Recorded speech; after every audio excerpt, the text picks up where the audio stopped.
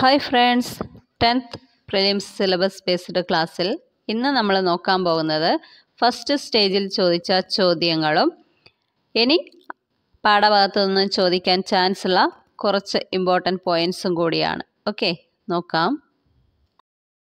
ചോദ്യം ഇങ്ങനെയാണ്: അമ്മയുടെയും ഗർഭസ്ഥ ശിശുവിൻ്റെയും രക്തം കൂടിക്കലരാതെയുള്ള പദാർത്ഥ വിനിമയത്തിന് സഹായിക്കുന്ന ഭാഗം ഏത്? ആൻസർ ആയിട്ട് വരുന്നത് ഓപ്ഷൻ എ ആണ്, പ്ലാസെൻ്റ. ഇത് ടെക്സ്റ്റ് ബുക്കിലെ ചോദ്യമാണ്. നമുക്ക് നോക്കാം. ഇനി സെക്കൻഡ് സ്റ്റേജ് എഴുതാൻ പോകുന്നവർ ഈ ഭാഗം ഒന്ന് നോക്കി പോകുന്നത് നന്നായിരിക്കും. ഓക്കെ, നോക്കാം.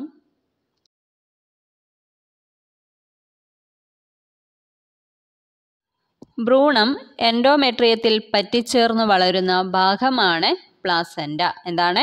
ഭ്രൂണം എൻഡോമെട്രിയത്തിൽ പറ്റിച്ചേർന്ന് വളരുന്ന ഭാഗമാണ് പ്ലാസെൻ്റ. ഭ്രൂണകലകളും ഗർഭാശയ കലകളും ചേർന്നാണ് പ്ലാസെൻ്റ രൂപപ്പെടുന്നത്. എങ്ങനെയാണ് പ്ലാസെൻ്റ രൂപപ്പെടുന്നത്? ഭ്രൂണകലകളും ഗർഭാശയ കലകളും ചേർന്നാണ് പ്ലാസെൻ്റ രൂപപ്പെടുന്നത്. ഇതിൽ നിന്നും രൂപപ്പെടുന്ന പൊക്കിൾക്കൊടി വഴിയാണ് ഓക്സിജനും പോഷകങ്ങളും ഗർഭസ്ഥ ശിശുവിൻ്റെ ശരീരത്തിലെത്തുകയും മാലിന്യം നീക്കം ചെയ്യപ്പെടുകയും ചെയ്യുന്നത്. ഗർഭസ്ഥ ശിശുവിന് ഓക്സിജനും പോഷകവും ലഭിക്കുന്നത് ഏതുവഴിയാണ്?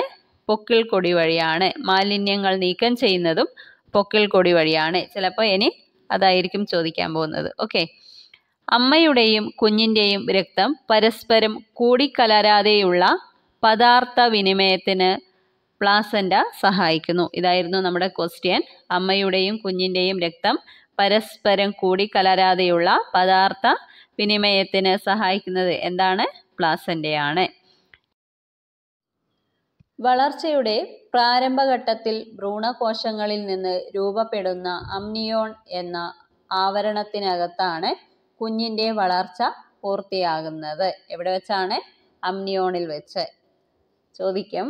ഓക്കെ, ഈ ആവരണത്തിനുള്ളിലെ അമ്നിയോട്ടിക് ദ്രവം ഗർഭസ്ഥ ശിശുവിൻ്റെ നിർജ്ജലീകരണം തടയുകയും ക്ഷതങ്ങളിൽ നിന്ന് സംരക്ഷിക്കുകയും ചെയ്യുന്നു. ഗർഭസ്ഥ ശിശുവിൻ്റെ നിർജ്ജലീകരണം തടയുകയും ക്ഷതങ്ങളിൽ നിന്ന് സംരക്ഷിക്കുകയും ചെയ്യുന്നത് എന്താണ്? അമ്നിയോട്ടിക് ദ്രവം. ഇമ്പോർട്ടൻ്റ് ആണ്, ഇനി ചോദിക്കാം. ഓക്കെ, അതുപോലെ 270 മുതൽ 280 ദിവസമാണ് മനുഷ്യനിലെ ശരാശരി ഗർഭകാലം. എത്രയാണ് മനുഷ്യനിലെ ശരാശരി ഗർഭകാലം എന്ന് പറയുന്നത്? 270 മുതൽ 280 വരെയാണ്. ഓക്കെ, ഇമ്പോർട്ടൻറ്റ് പോയിന്റ്സ് ആണ്.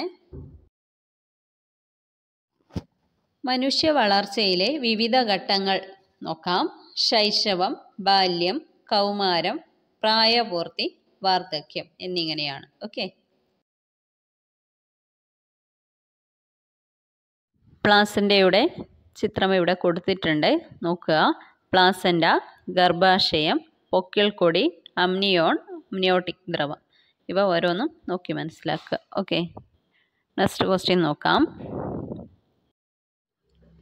കോശഭിത്തിയുടെ എല്ലാ ഭാഗത്തും ഒരേപോലെ കട്ടി കൂടിയ തരം കോശങ്ങൾ ചേർന്ന കല ഏത് എന്നാണ്. ഇതും ടെക്സ്റ്റ് ബുക്കിൽ നിന്നും ചോദിച്ച ചോദ്യമാണ്. ഓക്കെ, ആൻസർ ഡി ആണ്, സ്ക്ലീറൻ കൈമ. ഇതാ ഇവിടെ കൊടുത്തിട്ടുണ്ട്, സ്ക്ലീറൻ കൈമ. കോശഭിത്തിയുടെ എല്ലാ ഭാഗത്തും ഒരേപോലെ കട്ടി കൂടിയ തരം കോശങ്ങൾ ചേർന്നതാണ്. എന്താണ്? സ്ക്ലീറൻ കൈമ. സസ്യഭാഗങ്ങൾക്ക് താങ്ങും ബലവും നൽകുന്നതും സ്ക്ലീറൻ കൈമയാണ്. അതുപോലെ ഇനി 2 ഉണ്ട്, അതും കൂടി ചോദിക്കാൻ ചാൻസ് ഉണ്ട്.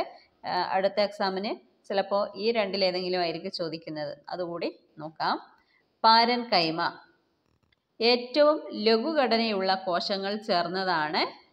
മൃദുവായ സസ്യഭാഗങ്ങളിൽ കാണപ്പെടുന്നു. പ്രകാശ സംശ്ലേഷണത്തിനും ആഹാര സംഭരണത്തിനും സഹായിക്കുന്നു. എന്താണ്? പ്രകാശ സംശ്ലേഷണത്തിനും ആഹാര സംഭരണത്തിനും സഹായിക്കുന്നത് എന്താണ്? പാരൻ കൈമ. ഇനി കോളൻ കൈമ നോക്കാം. കോശഭിത്തിയുടെ മൂലകളിൽ മാത്രം കട്ടി കൂടിയ തരം കോശങ്ങൾ ചേർന്നതാണ് കോളൻ കൈമ. അതുപോലെ സസ്യഭാഗങ്ങൾക്ക് വഴക്കവും താങ്ങും നൽകുന്നു. എന്തൊക്കെയാണ്? കോശഭിത്തിയുടെ മൂലകളിൽ മാത്രം കട്ടി കൂടിയ തരം കോശങ്ങൾ ചേർന്നതാണ് കോളൻ കൈമ. അതുപോലെ സസ്യഭാഗങ്ങൾക്ക് വഴക്കവും താങ്ങും നൽകുന്നത് കോളൻ കൈമയാണ്. പാരൻ കൈമ, കോളൻ കൈമ, സ്ക്ലീറൻ കൈമ ഇവ മൂന്ന് നമ്മൾ പഠിച്ചു. ഇനി നോക്കേണ്ടത് ഫ്ലോയമാണ്. അപ്പോൾ അതുകൂടി പഠിച്ചേക്കാം. ചിലപ്പോൾ സെക്കൻഡ് സ്റ്റേജിൽ അതായിരിക്കും ചോദിക്കുന്നത്. സംവഹന കലകൾ. സസ്യങ്ങളിൽ വേര് ആഗിരണം ചെയ്യുന്ന ജലവും ലവണങ്ങളും ഇലകളിലേക്കും ഇലകളിൽ നിർമ്മിക്കപ്പെടുന്ന ആഹാരം വിവിധ ഭാഗങ്ങളിലേക്കും സംവഹനം ചെയ്യേണ്ടതുണ്ട്. ഈ ധർമ്മം നിർവഹിക്കുന്നതിന് അനുയോജ്യമായ കോശങ്ങൾ ചേർന്ന് രൂപപ്പെട്ട പ്രത്യേകതരം കലകളാണ് സംവഹന കലകൾ എന്ന് പറയുന്നത്. സംവഹന കലകൾ എന്ന് പറയുന്നത് എന്താണ്? സസ്യങ്ങളിൽ വേര് ആഗിരണം ചെയ്യുന്ന ജലവും ലവണങ്ങളും ഇലകളിലേക്കും ഇലകളിൽ നിർമ്മിക്കപ്പെടുന്ന ആഹാരം വിവിധ ഭാഗങ്ങളിലേക്കും സംവഹനം ചെയ്യേണ്ടതുണ്ട്. ഈ ധർമ്മം നിർവഹിക്കുന്നതിന് അനുയോജ്യമായ കോശങ്ങൾ ചേർന്ന് രൂപപ്പെട്ട പ്രത്യേകതരം കലകളാണ് സംവഹന കലകൾ എന്ന് പറയുന്നത്. പലതരം കോശങ്ങൾ ചേർന്ന് രൂപപ്പെട്ടവയാകയാൽ ഇവ സങ്കീർണ കലകൾ എന്നുകൂടി അറിയപ്പെടുന്നു. സസ്യങ്ങളിലുള്ള 2 തരം സങ്കീർണ കലകളാണ് സൈലവും ഫ്ലോയവും. സൈലം നോക്കാം. നീണ്ട കോശങ്ങൾ ചേർന്ന് കുഴലുകളായി രൂപപ്പെട്ടിരിക്കുന്നു.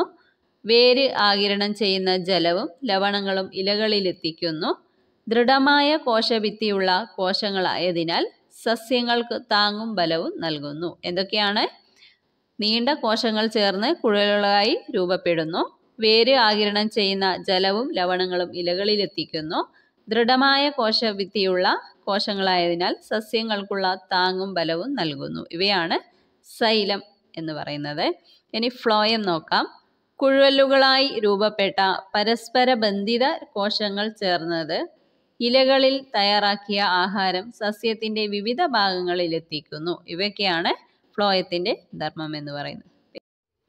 അപ്പോൾ ഇത്രയും എല്ലാവരും നന്നായി പഠിക്കുക. ബാക്കി ഭാഗം അടുത്ത ക്ലാസ്സിൽ എടുക്കാം. Okay, thank you.